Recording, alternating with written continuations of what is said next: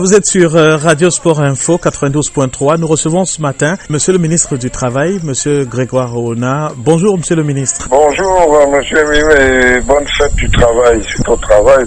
Bonne fête à vous Monsieur le ministre. Vous êtes comme celui dont le mot compte le plus pour les travailleurs camerounais à l'occasion de cette célébration. S'il y avait un discours officiel ou un mot pratique à leur dire par rapport à cette fête, qu'est-ce que vous leur dites ce matin? Je leur souhaiterais d'abord bonne fête, ensuite je les féliciterai pour la résilience dont ils font preuve en ce moment face au coronavirus qui a entraîné un climat social et économique un peu difficile, dont je les féliciterai parce que les Camerounais ont plutôt l'air de se battre, de respecter une certaine discipline. Et je crois qu'ils acceptent les directives prises par le chef de l'État et je crois que non seulement je les exhorte à les respecter, mais je les félicite pour cela. Et je leur demande, je leur dis de continuer de se mobiliser pour combattre parce que je crois que le meilleur est à venir. Monsieur le ministre, c'est une situation inédite où les travailleurs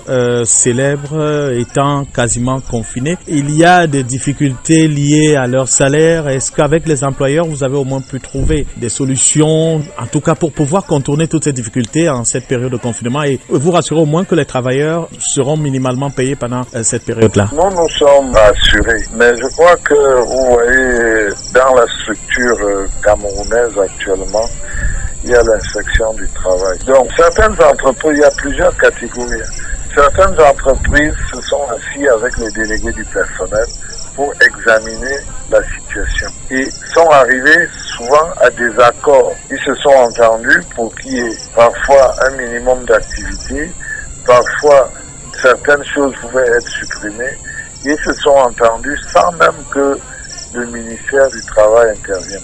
Il y a d'autres entreprises où les employeurs ont carrément pris la décision de baisser les salaires et là, nous sommes intervenus énergiquement et nous avons demandé de ne pas faire ça parce qu'il y a toute une procédure administrative. Lorsqu'il faut par exemple mettre les gens en chômage technique, lorsqu'il faut par exemple envisager des baisses de salaire parce qu'il y a une réduction d'activité. Donc nous avons joué le rôle qui était le nôtre. Bon, maintenant, il faut dire que dans cette crise, la petite entreprise est fortement perturbée, fortement menacée. Ces entreprises de 1, 2, 3, 4, 5 personnes, ou parfois une seule personne, le patron et lui-même l'employé et l'employeur, cela, c'est un peu compliqué. C'est un peu compliqué parce que ils sont souvent confrontés au quotidien et vivent pratiquement au jour le jour. Ils voient une baisse d'activité drastique du jour au lendemain et il faut pourtant qu'ils fassent face aux difficultés de la vie. Alors, Monsieur le ministre, on a vu le rapport du JICAM et le chef de l'État vient de prendre des mesures justement par rapport à la fiscalité, à l'allègement d'un certain nombre de choses. Est-ce que ces dispositions ou ces mesures de le chef de l'État sont une réponse à la sortie du JICAM qui signalait quand même que les entreprises avaient de gros problèmes? Non, cette réponse du chef de l'État est une réponse au monde économique et social.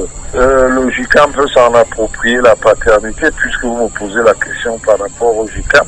Le JICAM a fait sa part et a fait beaucoup médiatiser son rapport que j'ai d'ailleurs reçu moi-même avant-hier. Mais vous avez vu aussi un Premier ministre mobilisé avec des membres du gouvernement qui ont rencontré des syndicats travailleurs, qui ont rencontré des associations patronales des autres secteurs qui sont tout autant touchés, tels que l'hôtellerie, tels que la restauration. Et c'est sur tout cela que le Premier ministre a travaillé avec son gouvernement pour proposer des mesures au président. Et le président a pris les décisions qu'il pensait à ce stade être les meilleures. Ça peut effectivement être considéré comme une réponse à un certain nombre de demandes dont le JICAM n'était pas le seul demandeur, mais il y avait toute une série de confédérations de syndicats, d'associations patronales, de ces petites entreprises qui ne sont ni dans une association patronale, ni dans un syndicat. Vous voyez les Bayam Salam, vous voyez tout type de personnes qui sont impliquées dans le monde économique, dans le monde financier, dans le monde social. Alors, cette fête du travail a été précédée également par un mouvement désamorcé finalement des syndicats de transporteurs. Vous considérez ça comme une victoire par rapport à cette célébration totalement confinée? Non, quand on décide de discuter, de dialoguer, il n'y a pas de victoire ni pour les uns ni pour les autres. Il ne faut pas qu'on croie que la trêve est mis les péchés capitaux qui soient. Il ne faut pas qu'on croie que les menaces de grève ne doivent pas avoir lieu. Les employés, les travailleurs ont menacé de gréver, c'est leur droit, ils exercent leur droit. Mais le gouvernement s'est assis avec eux, a échangé et a pensé que pour un certain nombre de choses et compte tenu de la conjoncture à ce stade, on pouvait rectifier certaines mesures, on pouvait assouplir certaines mesures. Je crois que on ne peut pas dire que c'est une victoire de ceux qui ont décidé de gréver, non. Alors, ce n'est pas ça, mais dans les formes de fonctionnement de la société. Alors, est-ce que vous pouvez avoir quand même un mot pour le personnel de santé en cette période? On en a besoin. En effet, j'ai fait un message hier soir à tous les travailleurs. Et dans ce message, je rends un hommage particulier au personnel de la santé, à tout le personnel médical, que ce soit les laborantins, les infirmières, les infirmiers, les médecins, tout ce qui tourne, parce qu'ils sont vraiment au front, au péril de leur vie. Nous devons leur rendre vraiment hommage parce qu'ils se sacrifient et prennent beaucoup de risques. Absolument. Et merci, monsieur le ministre. On ne peut pas terminer sans vous dire, nous sommes heureux de parler avec vous parce que vous avez traversé cette période du Covid, de confinement qui a fait beaucoup jaser dans le Cameroun. Vous vous portez très bien en ce moment. Écoutez, je n'ai pas été malade, je ne suis pas encore malade, j'espère que je ne le serai pas. On vous le souhaite de toute façon. Je crois qu'il faut qu'on évite surtout de stigmatiser, même quand les gens ont été malades. Voyez-vous, je vous raconte cette anecdote parce qu'elle est un peu cocasse. Vous voyez qu'après tout ce qui avait circulé pendant 2-3 jours dans les médias sociaux, je suis arrivé à mon bureau et le ministère s'était vidé parce qu'ils avaient suivi tout ça. Alors, j'avais le choix entre être au ministère tout seul vide ou me confier, comme je l'avais fait pour que le ministère continue de marcher. Donc, on a fonctionné comme ça. Moi, au bout de 3 semaines, je crois que les gens ont été rassurés.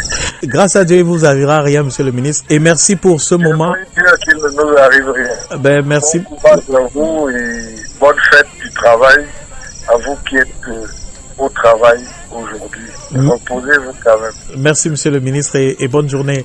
Et comme il n'y a pas de défilé, je suppose que vous êtes à la maison ou alors vous êtes au bureau? Mais écoutez, je suis à la maison au moment où vous m'appelez, mais je suis en train d'aller parce que j'ai promis aux travailleurs qu'à l'heure du défilé, je serai en direct avec eux à travers les réseaux sociaux. Merci beaucoup, monsieur le ministre, et bon défilé digital. Bon défilé digital. Ça sera un défilé digital.